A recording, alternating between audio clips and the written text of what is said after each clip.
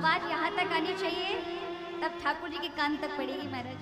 और आज तो वैसे भी एकादशी नहीं है, तो भोजन तो सभी करके आए होंगे कि भूखे पेट आए हैं? पाया है सबने? अब जब आहार पाया है तो भगवान का नाम भी उतनी जोरदार से होना चाहिए। तो बड़े भाव के साथ सभी गाते हो, हरि शरणम हरि शरणम हरि शरणम हरि शरणम हरि शरणं हरे शरणं हरे शरणं हरे शरणं।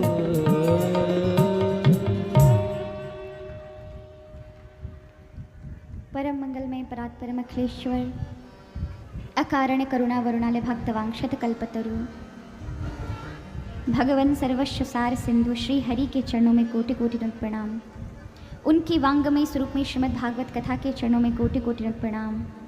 प्रभु की आह्लादनीय शक्ति श्री राधा रानी के चरणों में कोटि कोटि दंड प्रणाम। श्री व्यास जी महाराज, शुकदेव जी, राजर्षि परीक्षित, सूत, सौनकादिक, नारद आदि संकादिक ऋषियों के चरणों में कोटि कोटि दंड प्रणाम। वृंदावन धाम यमुना मैया गिरिराजी महाराज के चरणों में, भोलेनाथ माँ पार्वती, राजा रामचंद्र जानकी में श्री हनुमंत लाल के चरणों में, आचार्य चरण श्री निम्बार्क भगवान के चरणों में कोटि कोटि प्रणाम। मेरे परम पूज्य दादा गुरुदेव उद्धव देवाचार्य, धमन देवाचार्य श्री नरदास जी महाराज के चरणों में कोटि कोटि प्रणाम। मेरे परम पूज्य गुरुदेव ब्रह्मलीन सदगुरुदेव के श्री चरणों में कोटि कोटि प्रणाम। चारों संप्रदायों के चारों आचार्यों के श्री चरणों में कोटि कोटि प्रणाम। सभी संत समाज, भक्त समाज के चरणों में कोटि कोटि प्रणाम। श्रीवेद भगवान सनातन धर्म गौ माता के श्री चरणों में कोटि कोटि प्रणाम। कथा में आवाहित पूजित देव प्रतिमंडल के श्री चरणों में कोटि कोटि प्रणाम। ग्राम देवता, स्थान देवता, कुल देवता, पितृश्वर देवता, आप सभी कथा में सादर आमंत्रित हैं।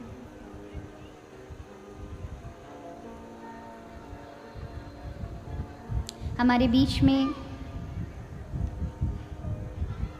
त्रिवेणी की तरह विराजमान संत महापुरुष पधारे हैं, उन सभी को व्यासपीठ की ओर से नमन है, वंदन है, प्रणाम है। मंच पर आसीन उपव्यास ब्राह्मण देवताओं को भी कोटि कोटि प्रणाम है। मेरे सहयोगी संगीत बंधुओं को भी कोटि कोटि प्रणाम है। और आप सभी हरि वैष्णव जन जो माताएं बहनों के रूप में हों, भाइयों के रूप में हों या पितातुल्य महानुभावों के रूप में यहाँ विराजमान हैं, आप सभी को मेरा व्यासपीठ की ओर से नमन है, वंदन है, प्रणाम है। और जो भी इस कथा को विज्ञान के माध्यम से जुड़ रहे हैं, जहाँ हैं वहीं बैठकर सुन रहे हैं, आप सभी हरि वैष्णवों को भी व्यासपीठ की ओर से नमन, वंदन, प्रणाम।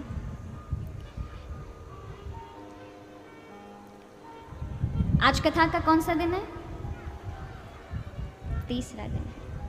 आज तुम्हारा साफ सफाई भी हमको सही समय से मिली। जोरदार ताली अपने लिए बजा लो।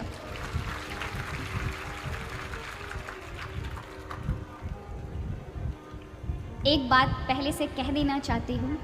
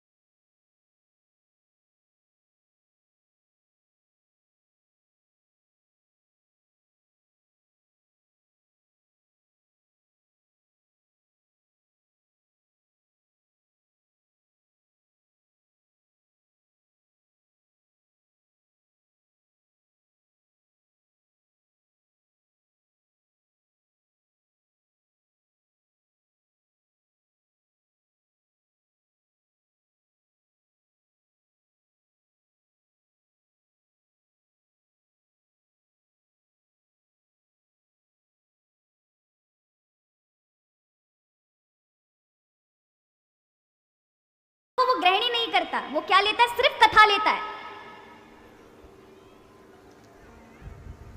और एक होता है सरोता। सरोता जानते हैं? हमारे यहाँ तो ये सब सरोता का उपयोग नहीं होता, लेकिन पुराने जमाने में होता था, लोग सुपारी काटने का काम करते थे उससे।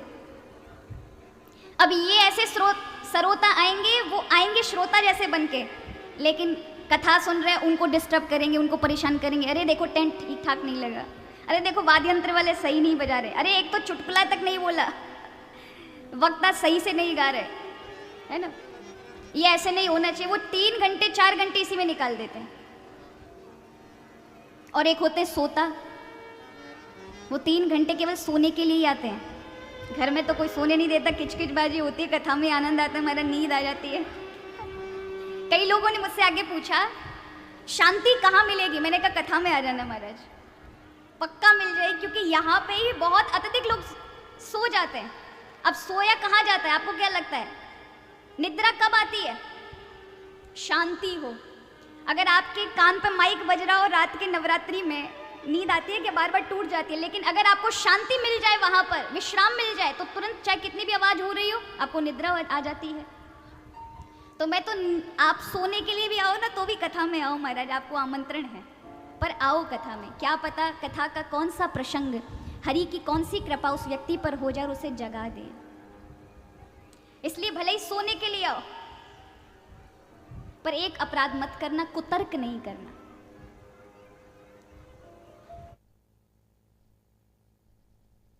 नहीं। इसलिए याद रखिए, अगर कोई कथा के लिए जा भी रहा हो और आपका मन नहीं है, तो उसे पहुंचाने का प्रयास करना। इसलिए प्राय हमारे गांव में एक सबसे अच्छी चीज है, आपके यहाँ है या नहीं मुझे नहीं पता, पर हमारे आसपास गांव में कथा होती है तो गांव के ही लोग ट्रैक्टर लगा देते हैं। कुछ लोग होते हैं अपने पैसा इकट्ठे कर करके कथाओं में जाते हैं कि भैया हम इतने पैसा दे देंगे, हम 10 लोग हैं, एक वाहन हमारा ये अपने गांव का ट्रैक्टर ले जाते हैं। कुछ ऐसे भाव वाले होते हैं जो अपने ट्रैक्टर लगा देते हैं और गांव से बुला बुला के बिठा के कथा सुनाने ले जाते, भले खुद ना सुने, लेकिन कितना पुण्य कमाते हैं, प्रभु के मार्ग में लोगों को जोड़ने का कार्य कर रहे हैं। आप उतना ना कर सको तो कम से कम कोई जा रहा हो या प्रभु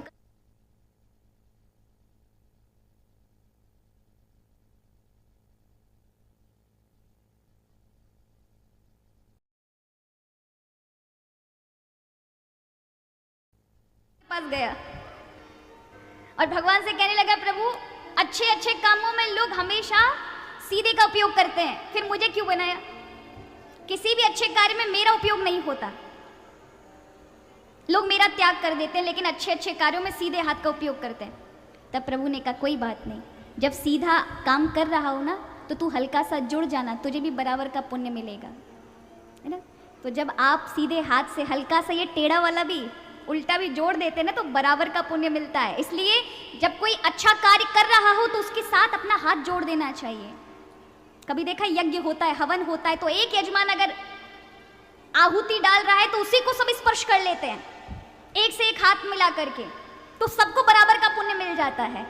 उसी प्रकार जब कभी गांव में कथा होती है, भंडारा होता है, मंदिर होता बनाया जाता है, कोई सत्कर्म हो रहा हो, तब सभी को अपना अपना अंश जोड़ना चाहिए, लगाना चाहिए। उससे क्या है, सबकी एक एक कथा मानी जाती है, सबने यज्ञ कराया। शायद किसी के जीवन में एक यज्ञ कराने के लिए उतना पर्याप्त धन ना हो, सब तो धनवान नहीं होते ना महाराज। सबकी इच्छा होती है भगवान की कथा हमारे जीवन में आए, और ये मनुष्य जीवन का धर्म है कि कम से कम एक पुराण अपने जीवन में कराएं। उससे पितरों का और आपका कल्याण होता है। आपकी जिस पीढ़ी ने आपको जन्म दिया है वो पूर्वज का उद्धार होता है, इस पीढ़ी को आशीर्वाद मिलता है। और पुराण भगवान की कृपा होती, भगवान कृष्ण की कृपा होती है। तो जो नहीं कर पाते वो क्या करें, बोले भैया जहां पर हो रही हो ना उसमें अंशदान कर दो, यानी भले जितनी सामर्थ्य उतनी सामर्थ्य से अपने आप को जोड़ दो, तो सबको बराबर का पुण्य मिलता है। इसलिए सामूहिकता में भजन होता है। भगवान के भी अवतार होते, किसी एक भक्त की पुकार के लिए भगवान नहीं आते हैं। जब सब एक साथ पुकारते हैं तब भगवान के अवतार होते हैं। इसलिए सामूहिकता में भजन है।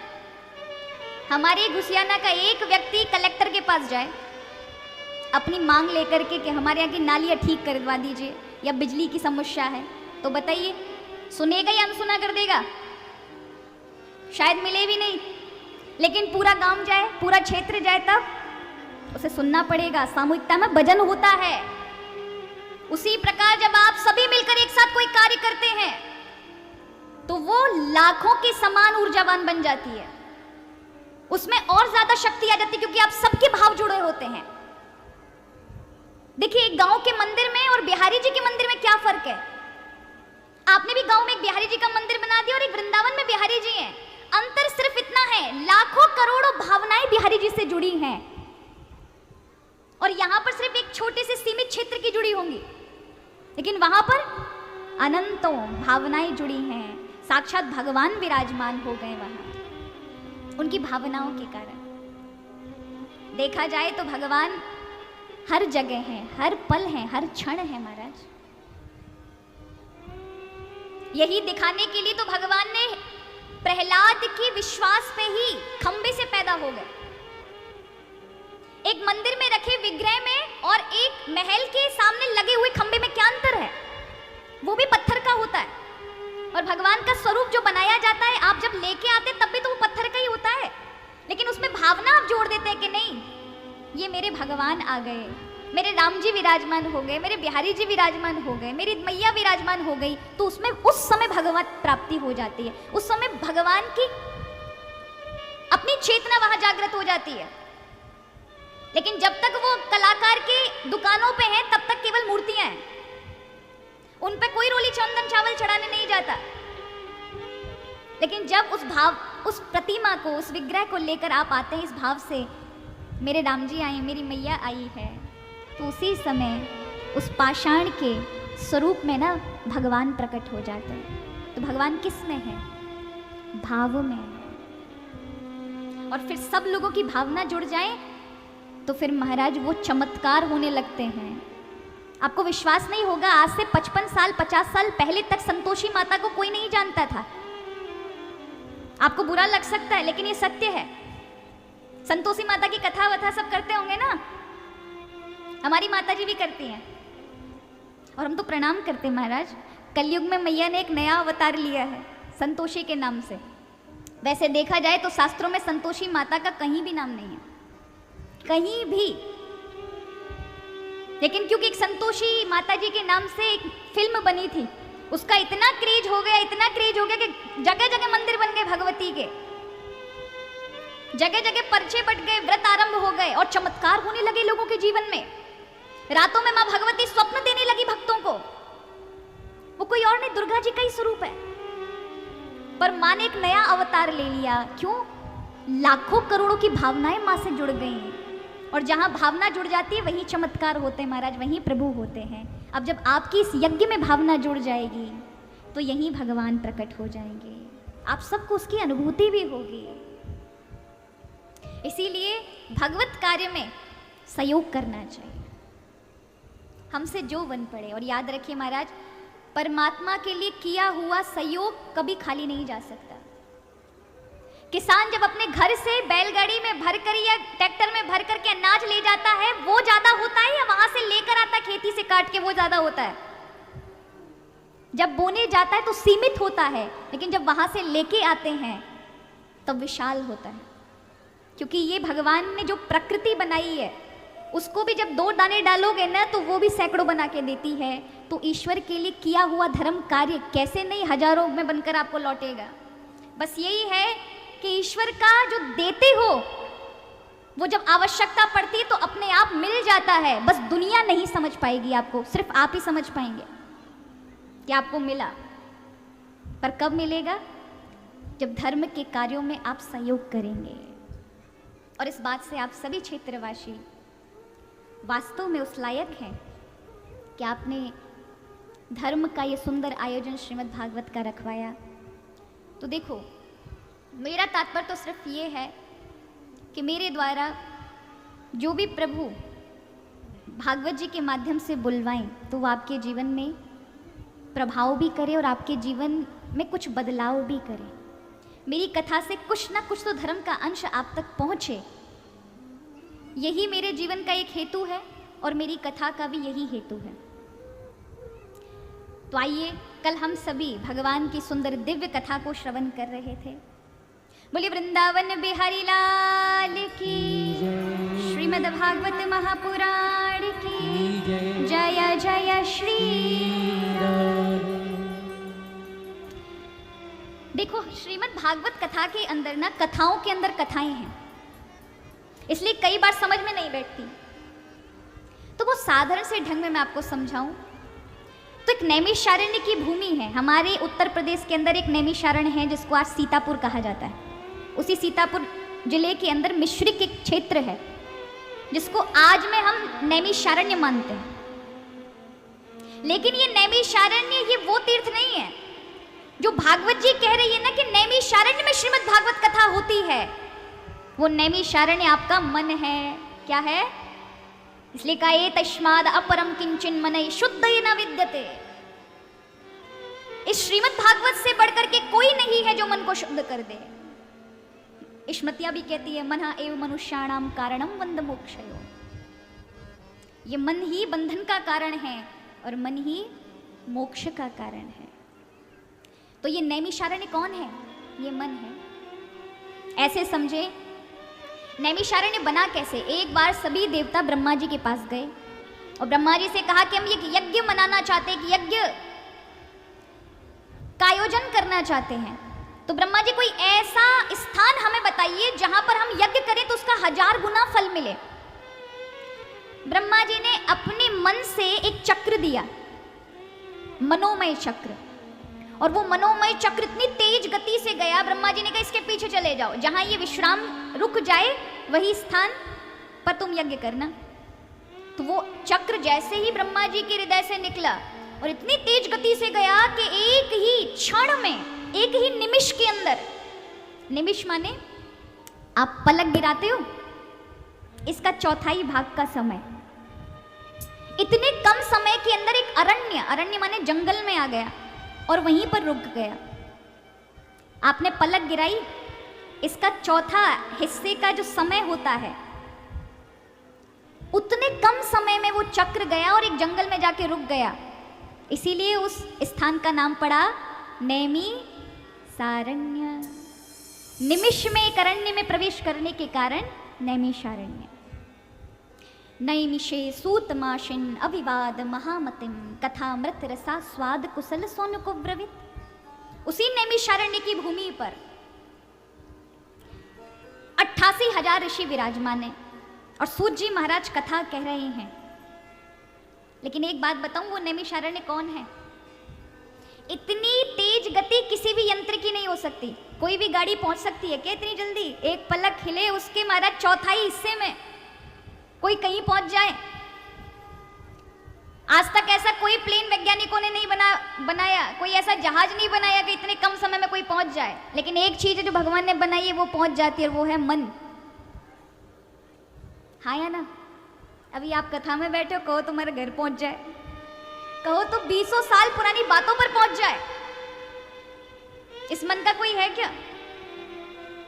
मन भाई अलवेला रे, मन मौजी अलवेला। ये मन, इसी मन सबसे खतरनाक तो यही मन है महाराज। ये चाहे तो भगवान से मिला दे और ये चाहे तो नरक की यातनाओं को भुगा दे। इसलिए भगवान भी गीता में कहते हैं कि इससे बड़ा शत्रु कोई नहीं और मन से बड़ा आत्मा का मित्र कोई नहीं। तो ये जो बात कही नैमिषारण्य मन की है। जब ये मन कथा में रुक जाए, ये आपका मनोमय चक्र जिस कथा में रुक जाए वही नैमिषारण्य है। अब आप मन में थोड़ा विचार करो कि आपका मन भाग रहा है या कथा में रुका हुआ है। हमारे यहाँ ब्रज की बड़ी सुंदर एक घटना है, प्राय कथाओं में लोग कहा करते, सुनी भी होगी। एक बार 4 लोग कुछ नशा करके नाव में बैठे। उन्होंने सोचा चलो प्रयागराज चलते हैं। तो उन्होंने विश्राम घाट से नाव उठाई और सब ने ये प्रण कर लिया कि देखो 1-1 घंटा सब खेएंगे, सब चलाएंगे पतवार को। अब सब चारों नशे में थे और सब ने महाराज 1-1 घंटे तक खूब नाव चलाई, खूब नाव चलाई। हर एक अब नाव चलती भी दिखे, पानी में भी दिख रही है, चला भी रहे हैं। लेकिन सुबह 4 बजे तो घंटे घड़ियालों की आवाज़। उन्होंने पीछे मुड़कर देखा तो वहीं विश्राम घाट पे खड़े हैं। वो चारों कहने लगे ये कैसे हो सकता है, हमारे हाथ थक गए पूरी रात चलाते चलाते नौका, अभी तक हम विश्राम घाट पे ही प्रयागराज पहुंचे नहीं। एक ने कहा अरे नहीं हो सकता है एक ही इंजीनियर ने प्रयागराज का घाट और विश्राम घाट एक जैसा बनाया हो, इतनी मेहनत की कोई कैसे कह सकता है, अवश्य हम प्रयागराज में ही पहुंचे हैं और इसका और उसका इंजीनियर एक ही होगा। तभी देखा वहाँ के चौबे जी जो जान पहचान के थे वो सामने से आ रहे हैं, उन्होंने कहा नहीं भैया पक्का मथुरा में ही है। किसी से पूछा भैया ये कौन सी नगरी है, तो उन्होंने कहा दिखाई ना पड़ रहा हो, मथुरा जी में हो। इतना सुनते चारों एक दूसरे को देखने लगे, हम मथुरा में, हमने पूरी रात नाव चलाई है, नाव कहीं गई नहीं।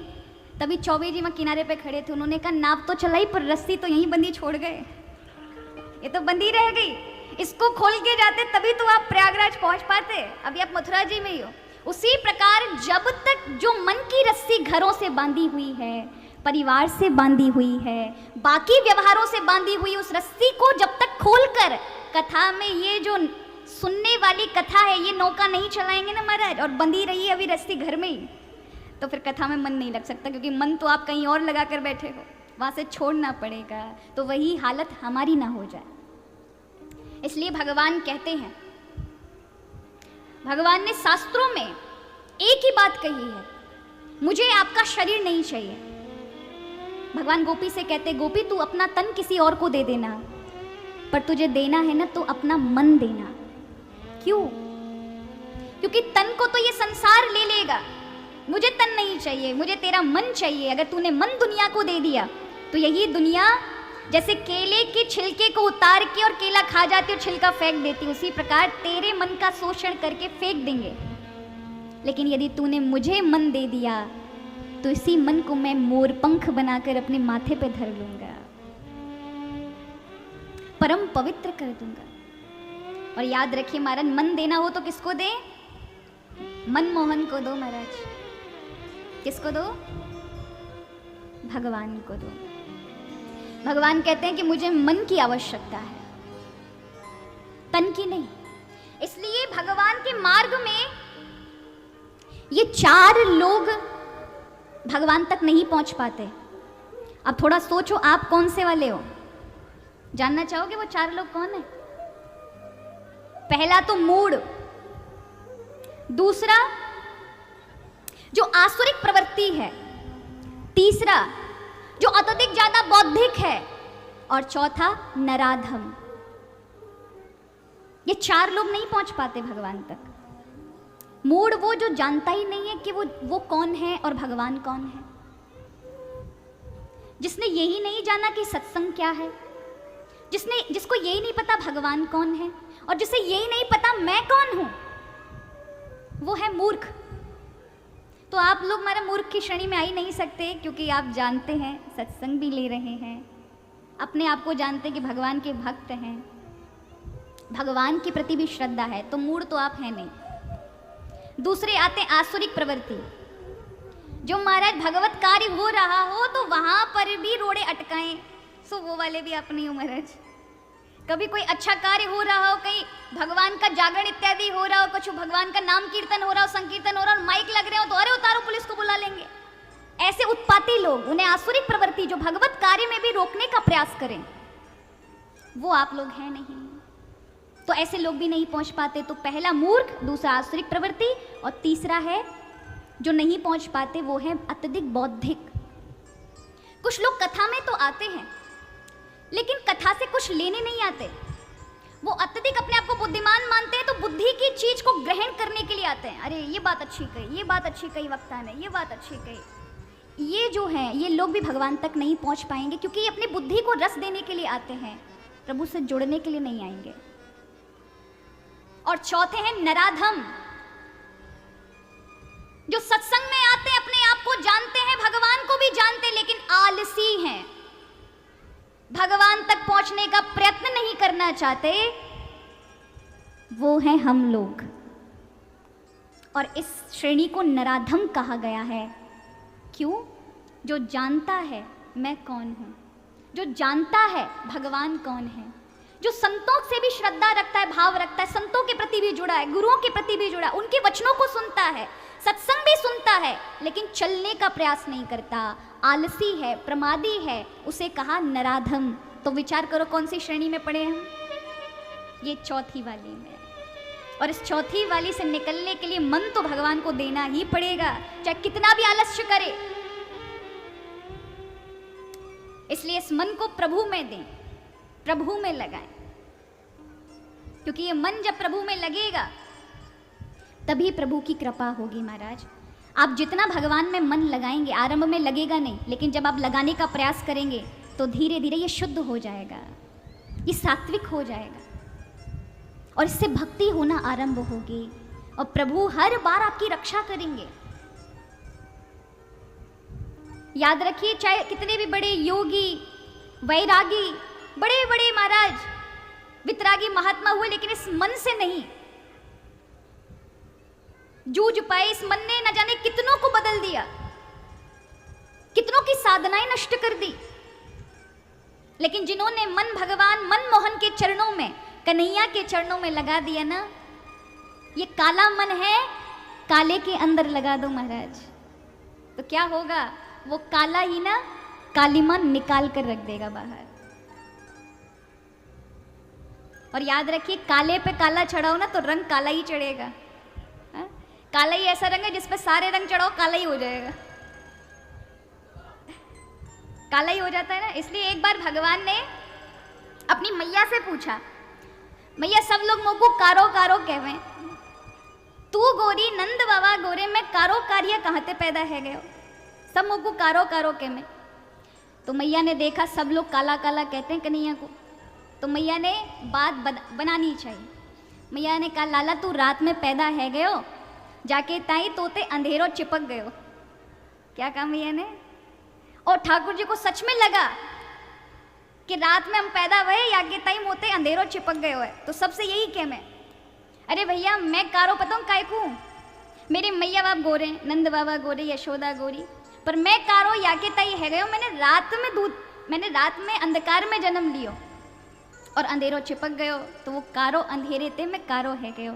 भक्त तो यहाँ तक कहते हैं। एक नाथ जी महाराज महाराष्ट्र के बहुत बड़े भक्त हैं, उन्होंने कहा भगवान कृष्ण काले क्यों हुए? उन्होंने कहा इसलिए हुए कि भगवान रात दिन महाराज पापियों का पाप काटते काटते, उन्हें खाते खाते, उसके अंधकार को पीते पीते भगवान का वर्ण कृष्ण वर्ण हो गया।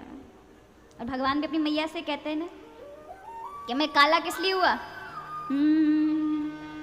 हो मैंने काली गाय को दूध पियो। क्या कहते हैं? गायों का रंग भी काला, इसलिए काला हूं। और गोपी पूछती है, हो जरा इतना बता दे कान्हा, तेरा रंग काला क्यों? जरा इतना बता दे कान्हा, तेरा रंग काला, इतना बता दे कान्हा, तेरा रंग काला क्यों? जरा इतना बता दे कान्हा, तेरा रंग काला क्यों? अजी काला होकर भी जग से निराला क्यों? काला होकर भी जग से निराला क्यों? ओ जरा इतना बता दे कान्हा, तेरा रंग काला क्यों? ओ जरा इतना बता दे कान्हा, तेरा रंग काला जय हो।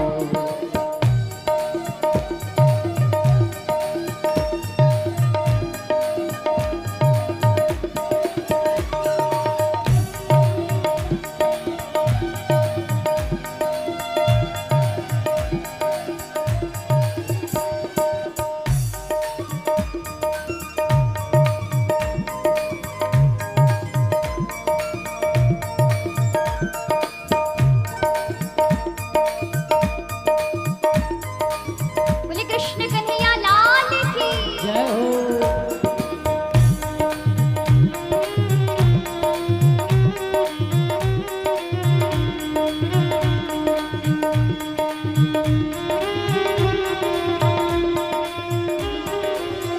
और भगवान अपने काले होने का कारण बता रहे हैं, गोपियों को कह रहे हैं, ओ मैंने काली रात में जन्म लियो, मैंने काली रात में जन्म लियो, ओ मैंने काली गाय को दूध पियो, मैंने काली गाय को दूध पियो, और मेरी कमली भी काली है इसलिए काला, मेरे बता दे काला, तेरा रंग काला क्यों, ओ जरा इतना बता दे कान्हा तेरा रंग काला, जरा इतना बता दे काला, तेरा रंग काला क्यों, तेरा रंग काला, तेरा रंग काला क्यों, तेरा रंग काला, तेरा रंग काला क्यों। तो भगवान काले क्यों हुए? भक्तों के कारण हुए। इसलिए महाराज ये काला जो मन है हमारी ताकत नहीं है आपको सफेद कर दे। सफेद करने के लिए संतों का वचनों को श्रवण करें, उनकी आज्ञा में रहें, उनकी सेवा में रहें, धर्म से जुड़े रहें, तो फिर धीरे धीरे कालिक हटती जाती है, पर एकदम से नहीं हटेगी। लेकिन इसे यदि भगवान के चरणों में ये काला मन छोड़ दें तो वो कृष्ण कन्हैया ही आपके मन को सफ़ेद कर देंगे महाराज। कोई ऐसे ना ऐसे संतों से आपको मिलवाएंगे। देखो भगवान की कृपा आप पर हो रही है ये कैसे जानोगे? भगवान की कृपा आप पर हो रही है कैसे जानोगे? हम दुनियादारी के लोगों को ये लगता है रुपया पैसा ज्यादा आते रहे मगर भगवान की कृपा है रही है हम पर, ऐसे ही समझते हैं ना। पर सच कहे तो ये भगवान की कृपा नहीं है। चोर, आतंकवादी, वैश्या और नीच व्यक्ति के घर में भी धन आ सकता है, ये भगवत कृपा नहीं। इसे तो कोई भी प्राप्त कर सकता है परिश्रम से। भगवत कृपा क्या है? जब आपके जीवन में कोई संत आ जाए, जब आपके जीवन में प्रभु की कथा आ जाए और अचानक से आपने कोई प्लानिंग नहीं बनाई, आपने कोई विचार नहीं बनाया और अचानक से कोई कहे चलो वृंदावन, एक सीट खाली है और आपको एकदम से समय मिल जाए और अचानक से आप बहुत व्यस्त हो और किसी ने आमंत्रण किया भागवत का और आप तुरंत आ जाएं 7 दिन के लिए। ऐसे अपने आप चमत्कार हो जाएं जो भगवान से जोड़ने वाले हों, तब समझिए भगवान की कृपा हुई है। नहीं तो कितने बड़े बड़े अरबपति महाराज, हम रात दिन पूरे देश भर में कथाएं कहते हैं, बड़े बड़े अरबपति कथाएं कराते हैं, लेकिन उनके पास टाइम नहीं है कथा सुनने का। सुनेंगे आधा 1 घंटे, उसके बाद निकल जाएंगे, कोई फैक्ट्री में जा रहा है, कोई ऑफिस जा रहा है, कोई कहीं जा रहा है, शाम के समय आरती में आ जाएंगे। कई बार लोग आश्रम भी आते हैं तो आएंगे तो पहले से बता करके आएंगे, इस समय महाराज जी हमको टाइम मिल रहा है, दीदी हमको टाइम मिल रहा है, हम आ जाएं। और महाराज मेरा भी तो टाइम देखना चाहिए ना कि मुझे भी मिला है, टाइम नहीं मिला है।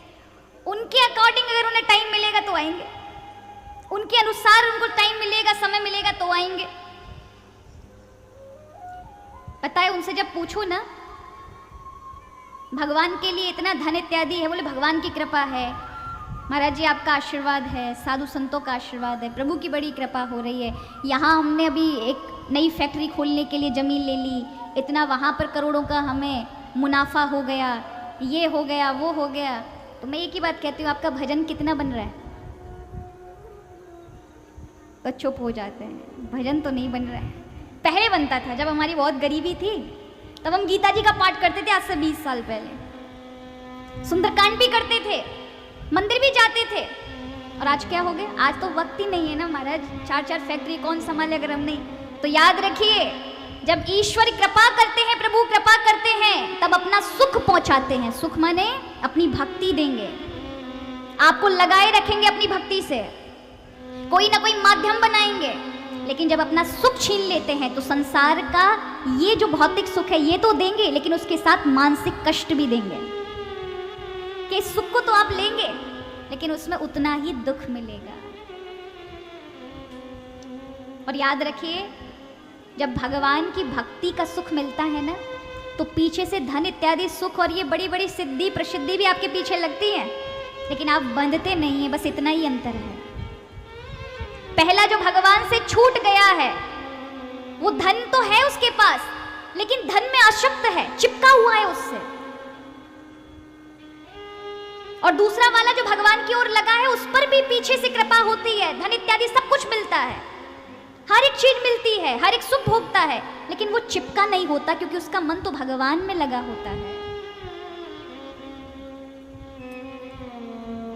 देखो, दो प्रकार की मधुमक्खियां होती हैं।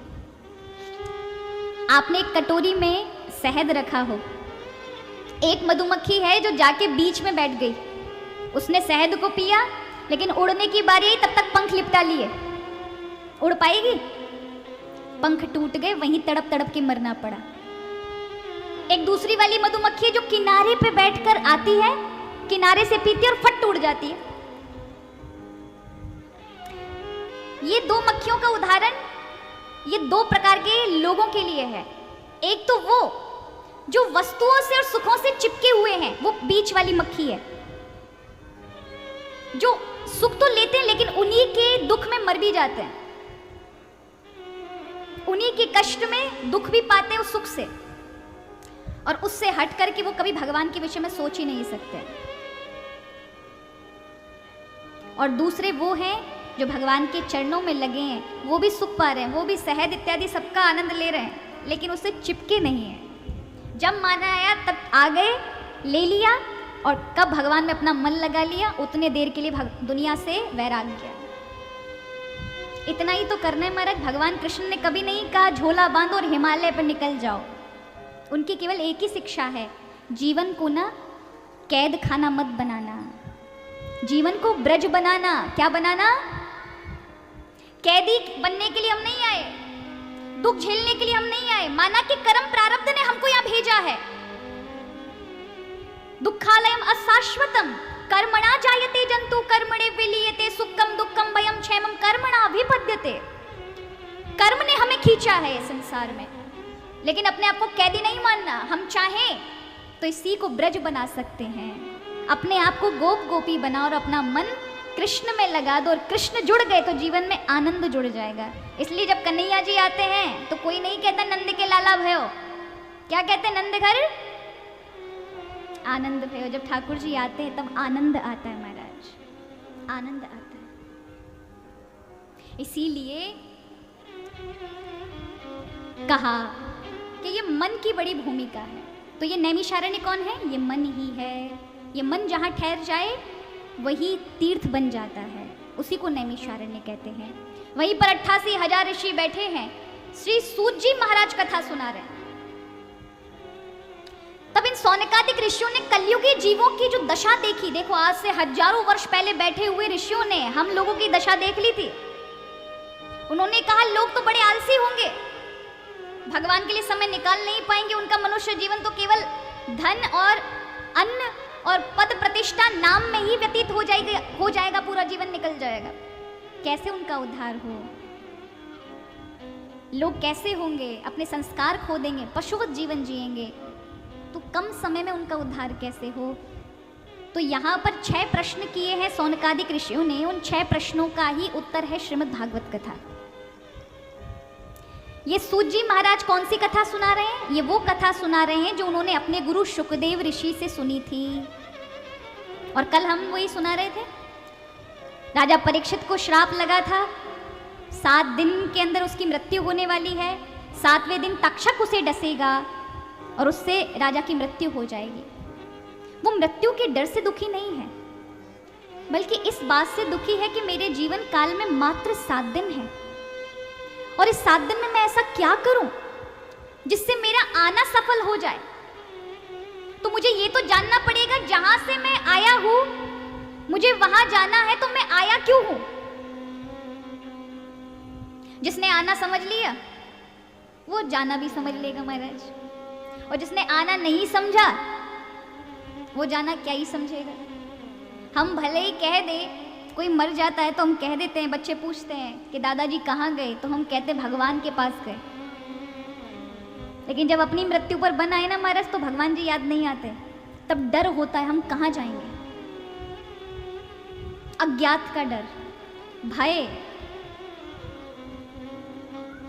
इसलिए क्या उस भय से मिटाने का काम भागवत करती है। सत्य से जोड़ती है कि आप कौन हैं, कहाँ से आए हैं, क्यों आए हैं और जाना कहाँ है। कस्तुम को हम कुत आयातः कामे जननी को में तातः इति परभावे सर्वम सारम विश्वम त्यक्ता स्वप्न विचारम। कौन है हम, क्यों आए हैं, किस लिए आए हैं, क्या करना है। और जिसको ये सब पता चल गया उसे भय से डर होगा क्या महाराज? ऐसे समझे बचपन में हमें भूतों की कहानी सुनाई जाती थी छोटे छोटे बच्चों को, या हर एक नीम के पेड़ के ऊपर भूत ही होता है महाराज। छोटे बचपन में हमको भी गांव में जब जाते थे, या पीपल के ऊपर भूत है या नीम के ऊपर भूत है, तो बच्चे को डर लगने लग जाता है। रात्रि में सो रहा हो और खाट की कील से पीछे की कमीज शर्ट अगर उससे चिपक जाए तो ऐसा लगता है पीछे से भूत ने पकड़ लिया महाराज, रोने लग जाते हैं। अंधेरे से डर लगने लगता है, लेकिन उसी समय पिता या माँ गोदी में लेकर के अंधेरे से परिचय कराए, अंदर तक लेकर जाए, बेटा देखो कुछ नहीं है, सिर्फ भय का भूत है, कुछ नहीं है, कोई भूत नहीं होता, अंदर जाओ, और खुद हाथ पकड़ करके अंधेरे के अंदर तक लेके जाए हमको, तो विश्वास मानिए बड़े से बड़े अंधकार में वो बालक दोबारा डर नहीं सकता, क्योंकि उसने सत्यता को जान लिया है कि वास्तव में अंधेरा सिर्फ अंधेरा ही है, कुछ है नहीं उसमें।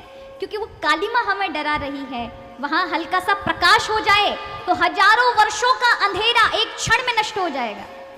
किसी गुफा के अंदर करोड़ों वर्षों से महाराज अंधेरा भरा पड़ा हो, अंधेरा को भगाने के लिए कितना टाइम लगेगा?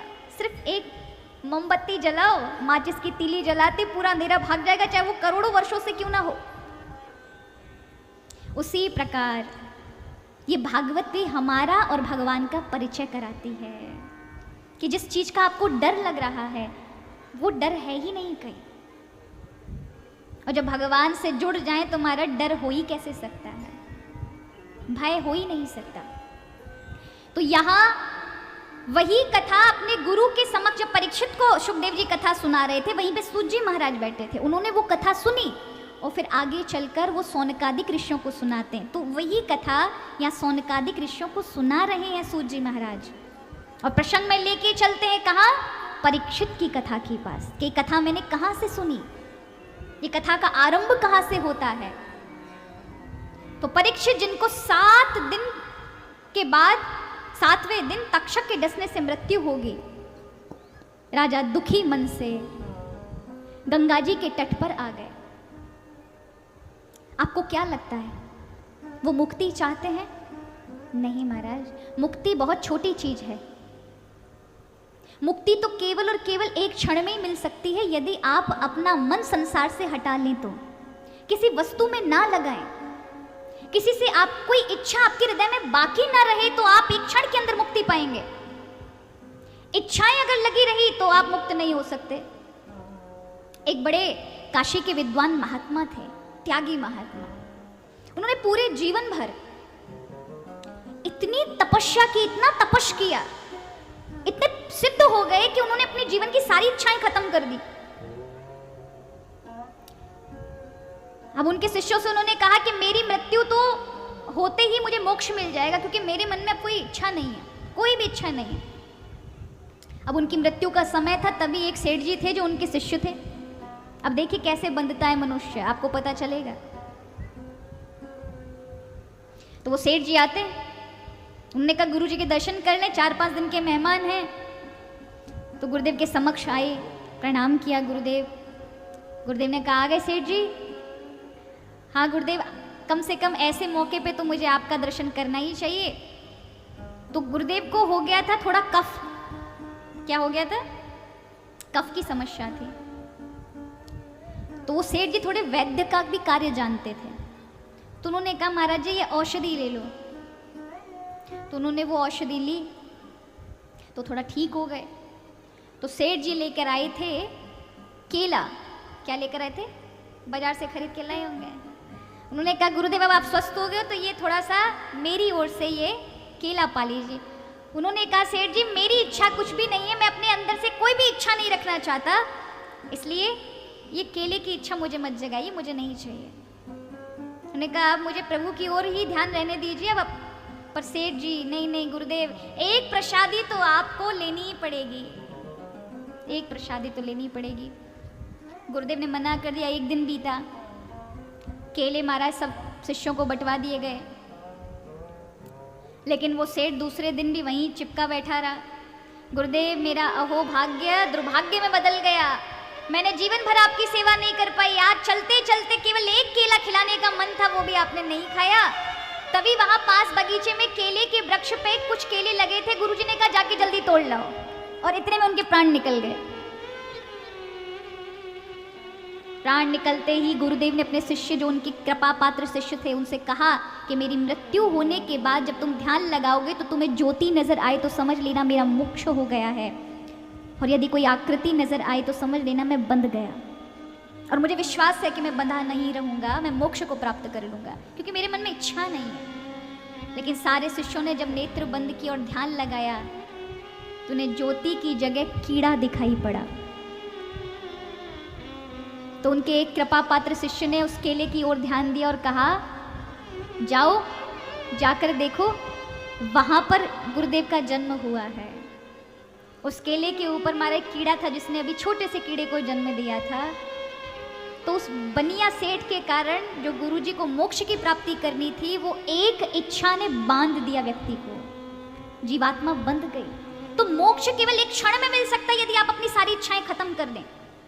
तो ये जो परीक्षित है केवल मोक्ष प्राप्त करने के लिए वहां पर नहीं बैठे हैं, क्योंकि अगर मुक्ति चाहिए तो स्वयं गंगा जी माँ भगवती मुक्ति देने वाली है।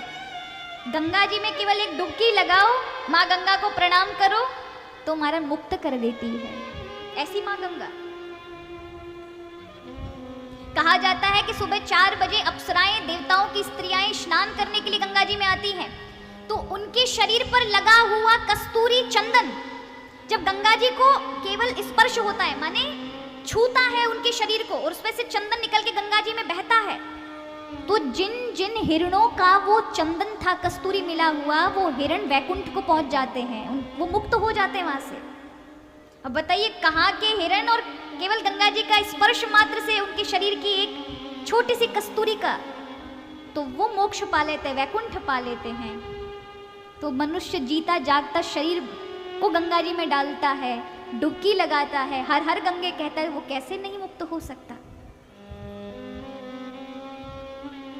एक बार विवेकानंद जी के गुरुदेव रामकृष्ण परमहंस गंगा जी की नदी के तट पर बैठे थे। तभी उनके एक शिष्य ने एक प्रश्न कर लिया, और बड़ा सुंदर प्रश्न है। उन्होंने कहा महात्मा जी एक बात बताइए, बड़े बड़े पापी लोग गंगा जी में जाते हैं और गंगा जी पाप को नष्ट करती हैं, लेकिन उन लोगों में कुछ बदलाव नजर नहीं आता। वो जैसा अधर्म कर रहे होते वैसा ही करते हैं, पाप जैसे कर रहे होते वैसा ही करते हैं। अगर किसी के पाप नष्ट हो जाए तो उसे बदलना चाहिए ना, क्यों नहीं बदलते हैं? तो वो हंसते हैं विवेकानंद जी के गुरुदेव, और स्वामी विवेकानंद जी के गुरुदेव कहते हैं बात ऐसी है कि बड़े बड़े पापी जाते तो हैं गंगा जी में, लेकिन उनके पाप के भूत ना गंगा जी के किनारे पे जो पेड़ होते हैं उनके ऊपर बैठ जाते हैं, और वो कहते हैं जब ये आके निकलेगा तब वापस बैठेंगे। और ये सच है महाराज, जब तक पक्का विश्वास नहीं होगा और पाप करने की वासना नहीं छूटेगी, तब तक आपका जीवन पवित्र नहीं हो सकता। आप चाहे कितनी भी गंगा जी नहा लें, गंगा जी से केवल कुछ समय के लिए आपके पाप को नष्ट कर सकते, लेकिन पाप वृत्ति को नहीं। इसलिए महाभारत में कहा है सबसे बड़ा तीर्थ कौन सा है जिसमें स्नान करते ही फिर पाप नहीं होंगे? बताइए कौन सा तीर्थ होगा जिसमें स्नान करते ही फिर दोबारा पाप नहीं हो सकते? महाभारत कहती है पश्चाताप। कौन सा तीर्थ है? जो कर दिया उसके लिए आपको ग्लानि हो, आपका शरीर जले कि मेरे से ऐसा पाप हो क्यों गया, दुखी हो जाएं आप, जलने लगे शरीर, और दोबारा ऐसा कभी नहीं करेंगे, भगवान क्षमा कर दें। ऐसे तीर्थ में, ये पश्चाताप जो अंदर का तीर्थ है, उसमें व्यक्ति स्नान कर ले तो दोबारा पाप नहीं कर सकता, उसकी वो वृत्ति चली जाएगी। इसलिए महाराज ये कथा क्या करती है? बोले कथा पाप की जो करने वाली वृत्ति है ना, उसे ही नष्ट कर देती है, उसे हटा देती है। तो राजा परीक्षित बैठे हैं, सबसे पूछ रहे हैं महाराज, अत प्रक्षामि संसिद्धि योगिनाम परमम गुरु, कि मेरे 7 दिन का ही समय है, किस प्रकार मेरी मुक्ति हो। और याद रखिए, यहाँ पर सारे साधु संत बैठे हैं और उसी समय परीक्षित का भाग्य जागा। 16 वर्ष के शुकदेव जी महाराज, कितनी आयु है देखिए। हमारी इस भागवत कथा के जो लोग कहते हैं ना कि कथा बुढ़ापे में सुननी चाहिए, उनके लिए ये सीख है कि हमारा एक भी भागवत कथा का वक्ता बूढ़ा नहीं है, सब जवान है, सब युवा हैं।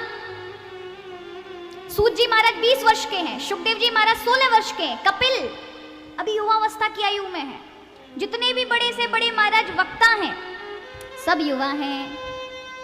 इसलिए युवावस्था से भक्ति करते रहना चाहिए, तभी बुढ़ापे में कर पाओगे। और युवावस्था से नहीं की तो बुढ़ापे में कर पाओगे।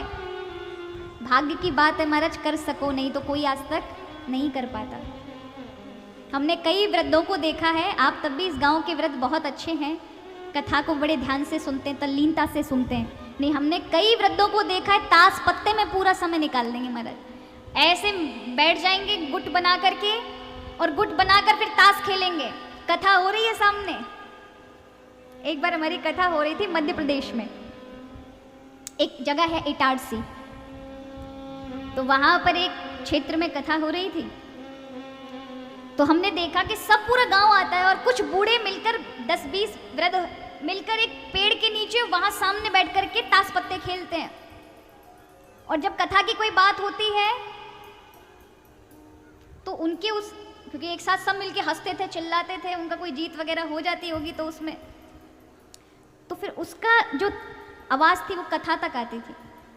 1 दिन हो गया, 2 दिन हो गया, 3 दिन हो गया, चौथे दिन कन्हैया जी का जन्म था, हमसे रहा नहीं गया।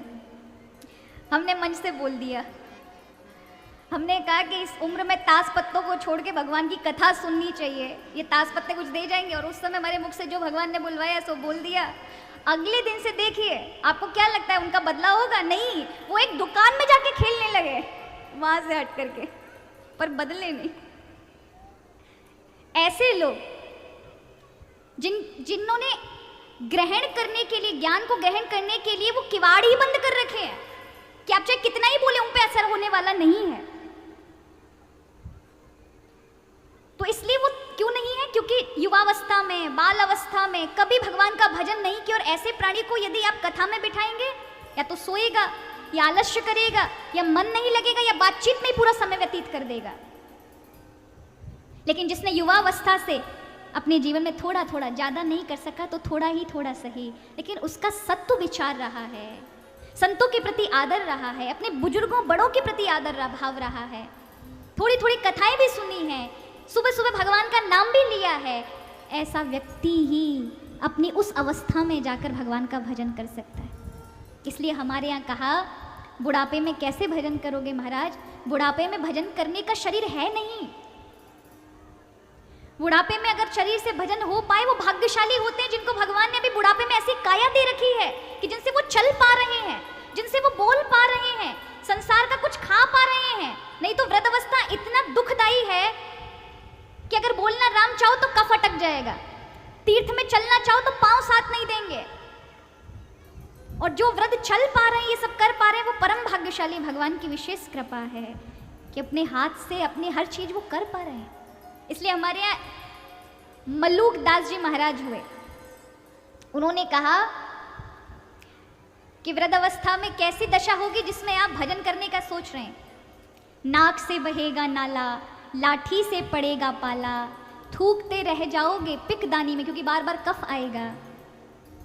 भजन क्या करोगे वंदवाणी में? इसलिए भजन करिए महाराज जवानी में, क्योंकि यही समय है जिसमें आप भगवान से जुड़ सकते हैं। इसमें ऊर्जा है, शक्ति है। इसलिए मैं हमारे जितने भी युवा भाई बहन हैं उनको एक ही शिक्षा अपनी कथा के माध्यम से देना चाहती हूँ और एक ही बात कहती हूँ, युवावस्था सबसे छोटा समय है। भगवान ने 4 अवस्थाएं बांटी हैं। पहला है बाल अवस्था, फिर है किशोर अवस्था, फिर है युवावस्था, फिर है प्रौढ़ अवस्था, और उसके बाद 5वां है वृद्ध अवस्था। और उसमें सबसे छोटी है ये युवावस्था। ये जो 10 से 12 साल का समय है ना महाराज, युवावस्था का, इसमें भगवान ने इतनी शक्ति भर दी है जो पूरे जीवन काल का सार है।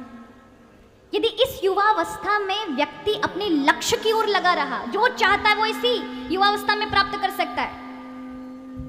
वो जैसा चाहे अपने जीवन को दिशा दे सकता है।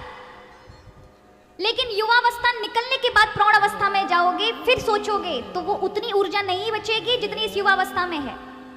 इसलिए युवावस्था में कुछ चीजें युवाओं को ध्यान देनी चाहिए जिससे युवावस्था वास्तव में युवावस्था है मानी जाएगी। पहला, विद्या होनी चाहिए, अच्छे से अच्छी पढ़ाई करो, ये भी आपकी तपस्या है।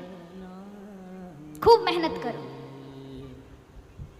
अच्छे से केवल और केवल ये एजुकेशन ही नहीं लेनी है, कॉलेज यूनिवर्सिटी ही नहीं करनी है। और क्या क्या सीख सकते हैं आप,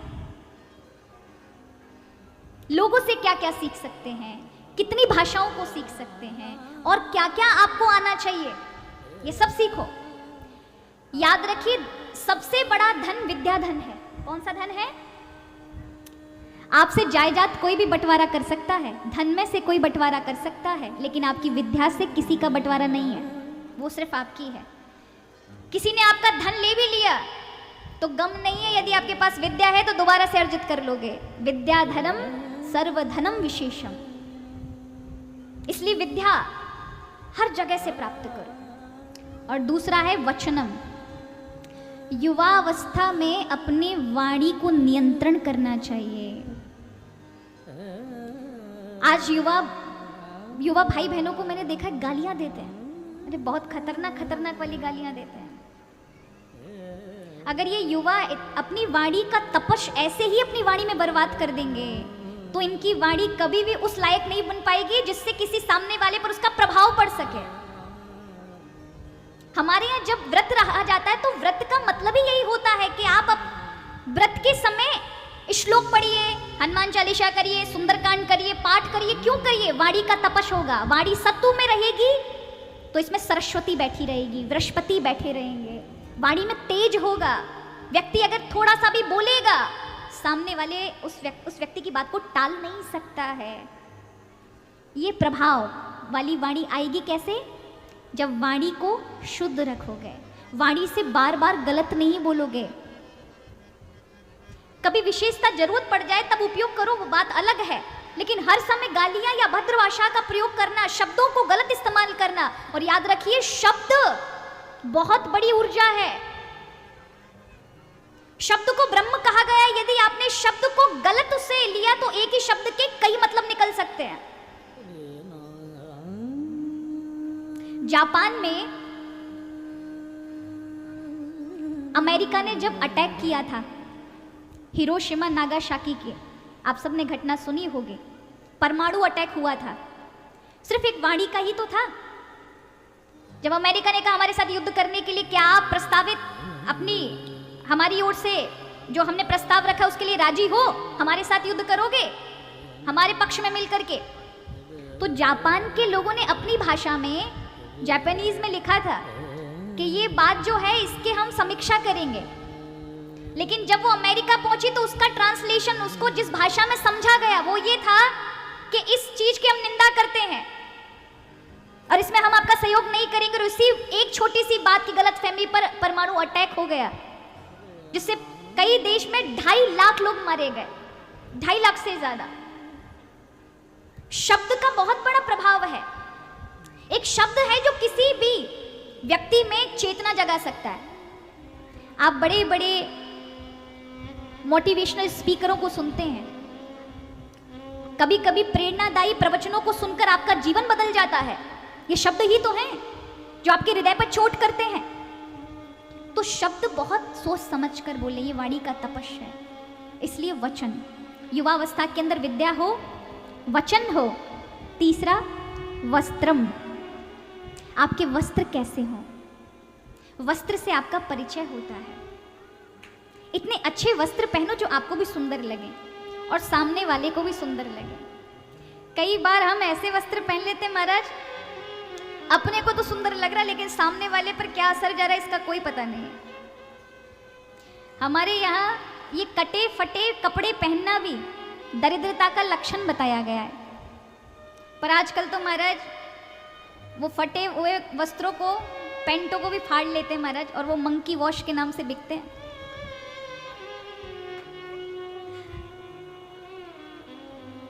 और उनको देख करके ये सब विदेशियों का, अब देखो महाराज, अगर देखा जाए तो ये जो जींस है आप पहनो, अच्छी बात है, मेरी ओर से कभी कोई मनाही नहीं है, पहनो। अब आपको थोड़ा सा बता दूं, अब आपकी इच्छा है पहनना है या नहीं पहनना है। ये जो जींस है ये हमारे कल्चर में नहीं है, क्योंकि हमारे भारत को भगवान ने 6 ऋतुएं दी हैं। क्या दी है?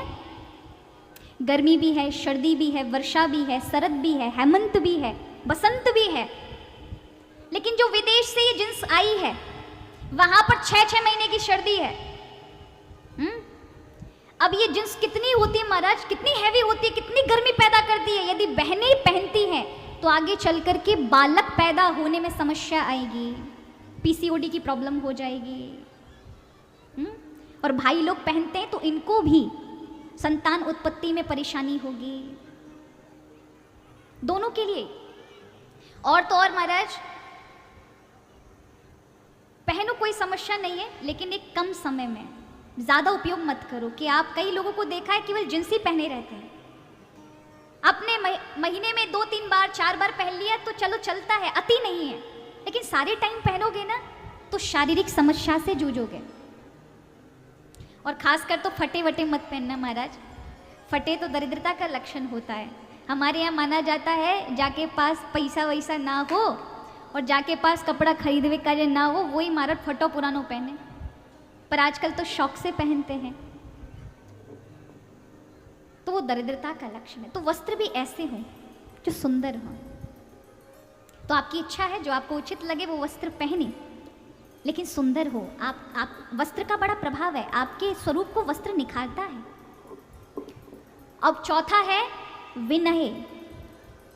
विनय माने आपके अंदर ये सारी चीजें हैं लेकिन विनय नहीं है तो आपकी युवावस्था कुछ भी नहीं है महाराज। विनय माने झुकाव, अपने बड़ों के प्रति आदर, वाणी की मर्यादा। यही युवा का, भारतीय युवा का सदाचार है कि अपने से बड़ों को देखो, अगर वो कुछ बोल रहे हैं तो वहां बराबरी में जवान नहीं लड़ानी है, ये मर्यादा होनी चाहिए। आज हम सब शिक्षा व्यवस्था में सबसे आगे हैं, अपने आप को इंटेलेक्चुअल पर्सन समझते हैं, बड़े बौद्धिक समझते हैं, लेकिन हम लोगों के साथ साथ एक सबसे बड़ी चीज है कि विनय चली गई है और बौद्धिक उद्दंडता आ गई है कि जब बड़े बोल रहे हो तो हम बराबर जवान लड़ाते हैं। अरे आपको नहीं पता, आप क्या जानते हो, हमें बताया। कितनी अच्छी बात हो, उनकी बात सुनी जाए और बाद में अपनी बात कही जाए कि अगर आप माने तो ये मैंने ऐसे देखा था, इस तरह से पढ़ा था, या अगर वो समझा रहे हो, अगर आपकी अभी समझ में नहीं आ रहा तो उसे वहां पे क्यों मना करते हो कि नहीं नहीं मैं नहीं मानता, मुझे नहीं ये सब चीजें समझ आ रही हैं। अरे तुम्हारी बुद्धि छोटी सी है, नहीं समझ आ रही है, उनसे ये तो कहिए कि कोई बात नहीं, अभी समझ नहीं आ रहा, लेकिन प्रयास करूंगा इसे समझने का आपके द्वारा, हो सकता है आगे चलकर मुझे समझ आ जाए। ऐसा विनय होना चाहिए। ये विनय तो माने खत्म हो गया हमारे जीवन से। ये विनय युवा की और हम मानवों की शोभा है। और जो विनय झुकेगा, नम्र रहेगा, उसी के अंदर ज्ञान आ सकता है। वो हर एक उल्टे व्यक्ति से भी ज्ञान ले सकता है। और जिसके अंदर विनय नहीं है, नम्रता नहीं है, हर जगह चोट खाएगा, हर जगह ठुकराया जाएगा। क्या जाता है हमारा झुकने में? झुकते ही बड़े से बड़े अभिमानी भी आपका कुछ नहीं बिगाड़ सकते। इसलिए हनुमान जी ने क्या किया, सुरसा आई, सामने आकर खड़ी हो गई, जाने नहीं दूंगी लंका की ओर। हनुमान जी ने कहा कैसे जाने नहीं दोगी? सुरसा ने कहा तुम्हें आहार करूंगी, तुम्हें भोजन बना के खा जाऊंगी। हनुमान जी ने देखा सुरसा 16 योजन की थी, हनुमान जी 32 के हो गए, उससे डबल बड़े बन गए। वो सुरसा ने कहा अच्छा हमको अपना आकार दिखा तभी बताती हूँ, और वो हमारे 32 से 64 की हो गई।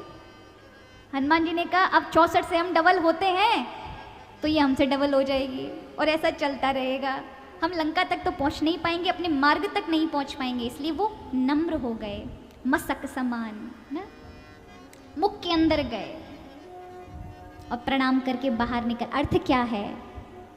अर्थ सिर्फ इतना सा है, कभी कभी संसार में ऐसे लोग भी मिलेंगे जिनके पास आपसे ज्यादा प्रतिभा होगी और आपको हो सकता है जलाने का भी प्रयास करें, आपको परेशान करने का प्रयास करें। उस समय उनको दिखाने में समय बर्बाद मत कर देना। जीवन बड़ा कीमती है, एक एक समय, एक एक पल कीमती है, इसलिए झुक जाइए और आपके झुकते ही वो व्यक्ति का जितना भी ऐठ है वो निकल जाएगी। महाराज अरे झुक गए, अब आपको काई हम परेशान करें। लेकिन एक और बात है, कोई आपसे अत्यधिक अति कर रहा हो, झुकना आपकी कमजोरी समझ ले तब झुकना गलत है।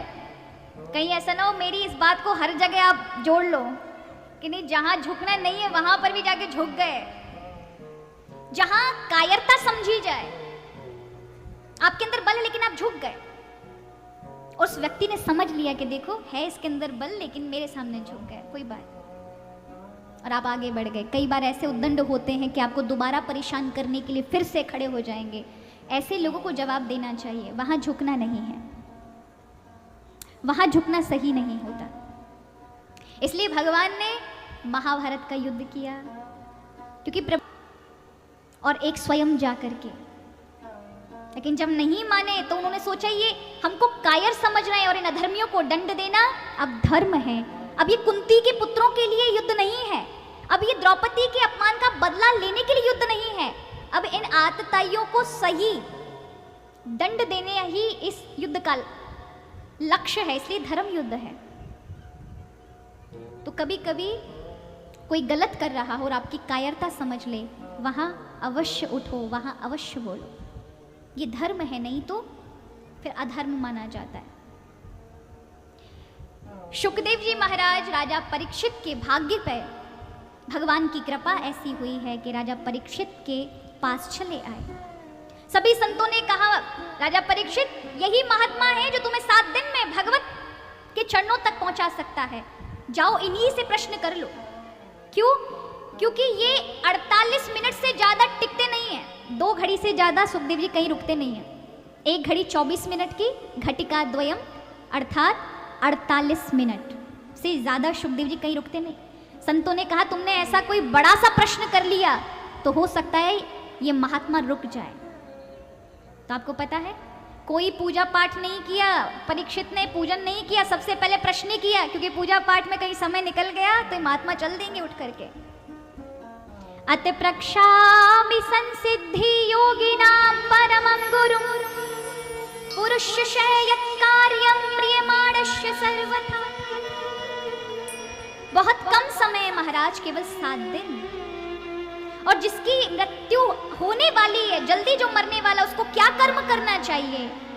और ये सुना तो शुकदेव जी गदगद हो गए, बैठ गए व्यास आसन पर और राजा का वाह वाह करने लगे, कहने लगे वरिया नेस्ते प्रशन क्रतो लोकहितो नृपः आत्मवित् सम्मन पुंसा श्रोतव्यादिषु यः परः। राजन वरिया नेस्ते प्रश्न, तुम्हारा जो ये प्रश्न है, ये प्रश्न वरियादेश है, बहुत सुंदर है, तुमने अपने लिए नहीं पूछा, ये जगत कल्याण के लिए पूछा है। सब जल्दी मरने वाले हैं, 1 से 7 दिन के अंदर ही हम सबकी मृत्यु होगी या नहीं? कोई 8वां दिन है आपके पास?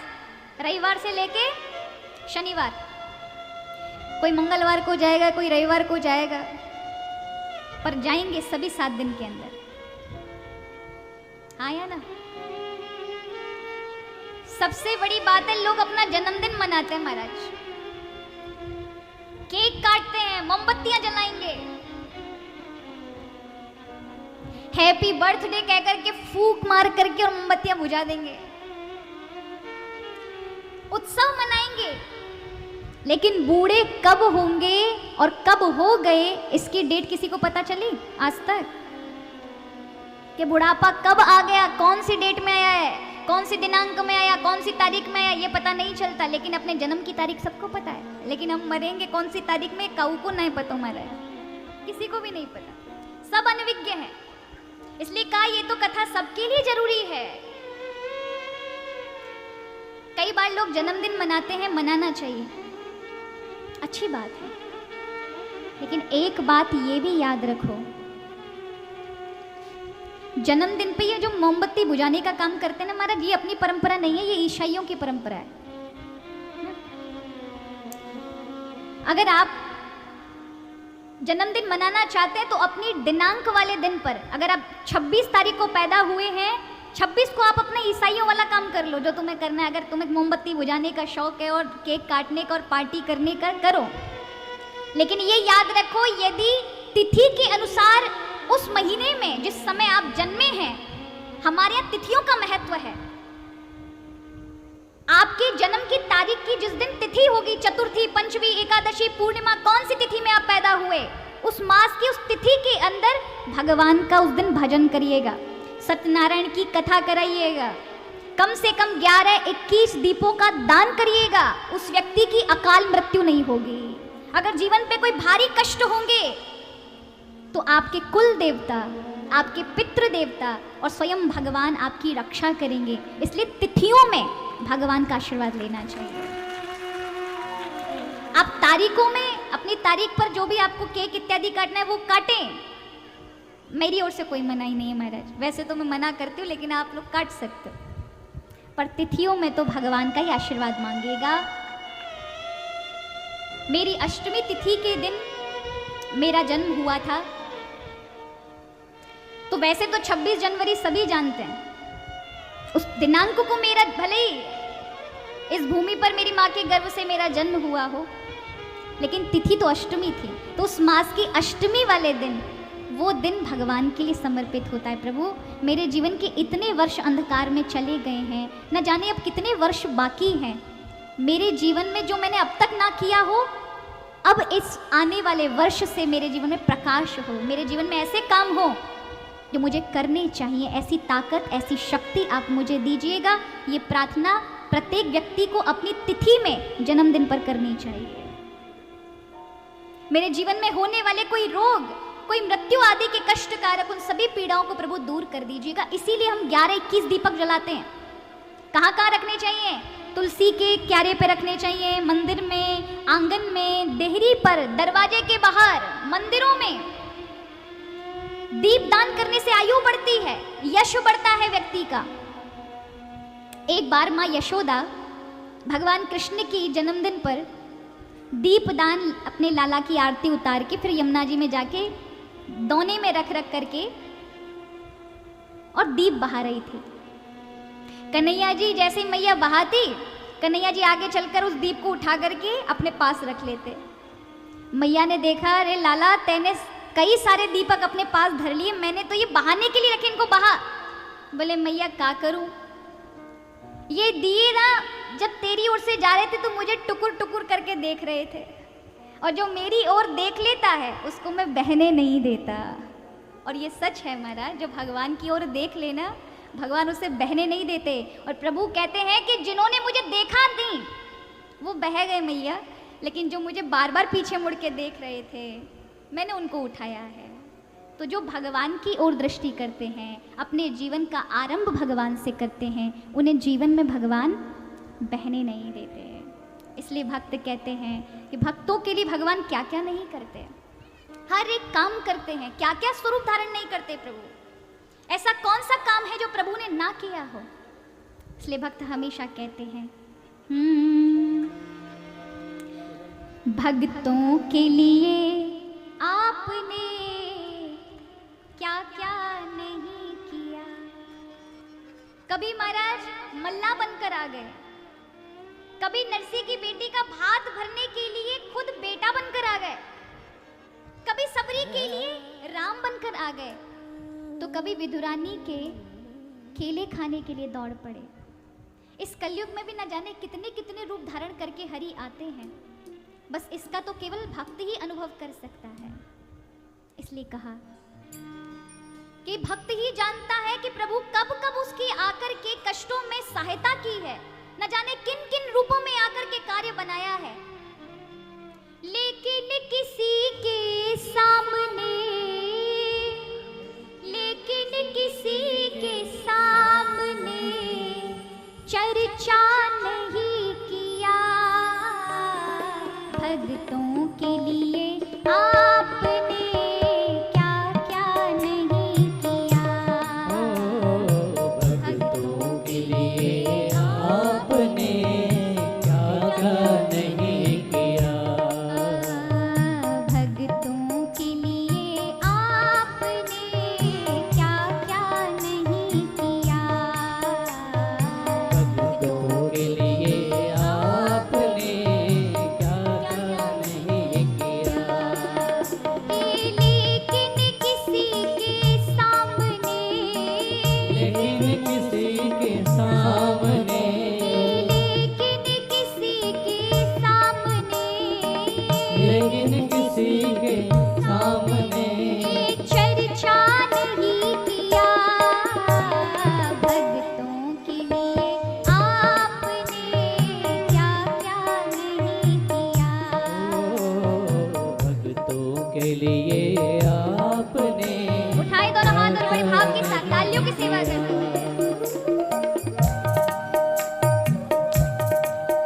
बोलिए भक्तवत्सल नाथ की जय। जय हो।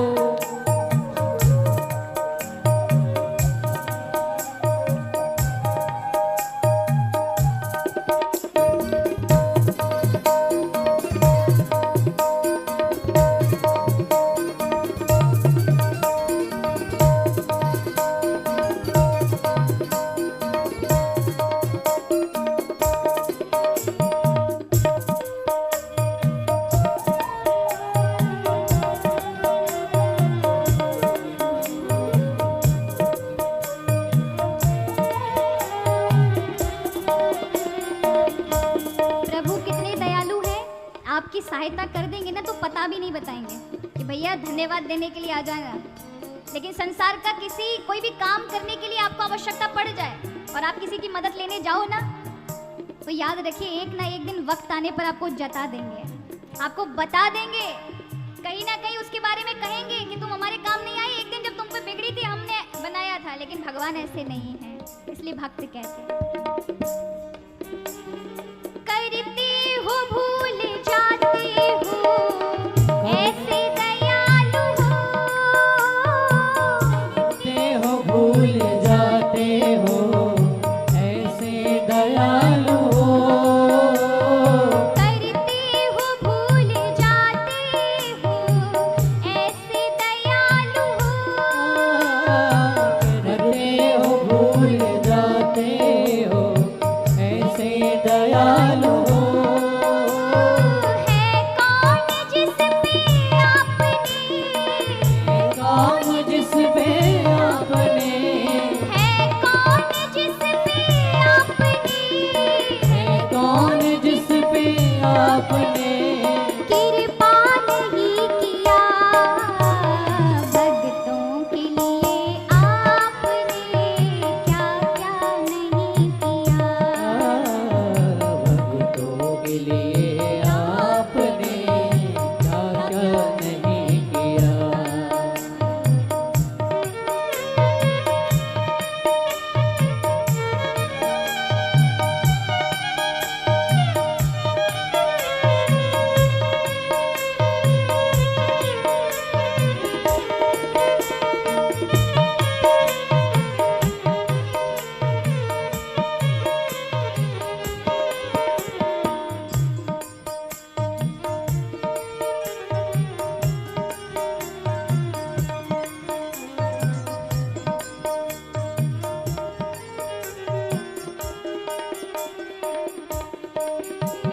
प्रहलाद को बचा लिया, खंबे से आ गए।